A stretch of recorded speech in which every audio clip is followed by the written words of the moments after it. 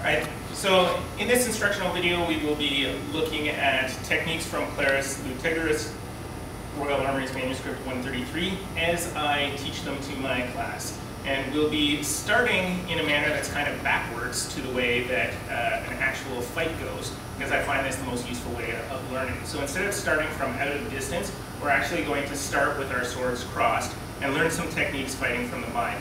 And then we will move on to learning techniques to close into that bind. So to begin with, John and I are both going to start with our right feet forward, and we're going to start at basically a neutral bind. We'll bring our swords out, they're crossed at about the middle, and our swords are pointed at above each other's right shoulder so that we're not actually on line, and we are leading edge to leading edge in this case. We'll bring our bucklers up to cover our hands, to keep our hands protected, and this is our neutral bind position. And the first technique is not really a technique that is presented in the manuscript, and it is what the common fencer will do from a bind position. What they will do is they will stab into your face like so. It's simply a step forward, thrusting into the face. There's very little control in there, and very little skill, but the face appears to be open, so why not stab it? All right, we're going to move directly into the counter to that position, to that attack, which is that if John, without taking any further control, tries to stab me in the face, I step left, I leave my buckler where it is, and I drop my sword hand away, bringing my point on line with his face, and I stab him. Actually, he kind of walks right onto my sword blade, which is lovely. Now, a couple of important notes about doing this technique correctly.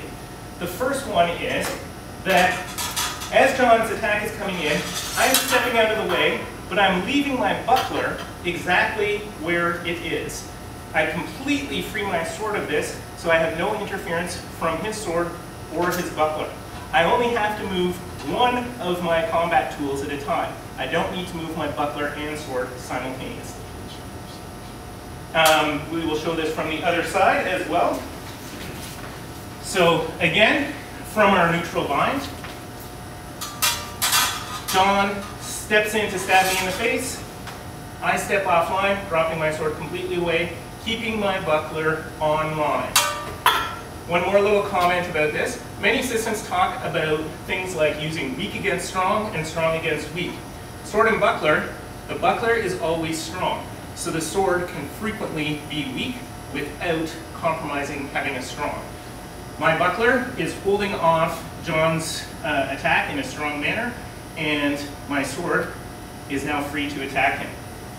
Last thing about this, when we start from our neutral bind, John comes in with a thrust to the face, I step offline, my buckler is remaining in a straight line from my left shoulder to his left shoulder, which gives me a lot of structural strength, which makes it hard for him to push my buckler offline. Also, because it's staying straight, I don't need to chase his sword, which if I try and chase his sword, it actually just makes it easier for him to avoid. If I'm in a straight line like this, it's a geometrical position that deflects his sword offline pretty much no matter how he tries to get around it. By trying to chase him, I just open up my line where he can attack me. That's all.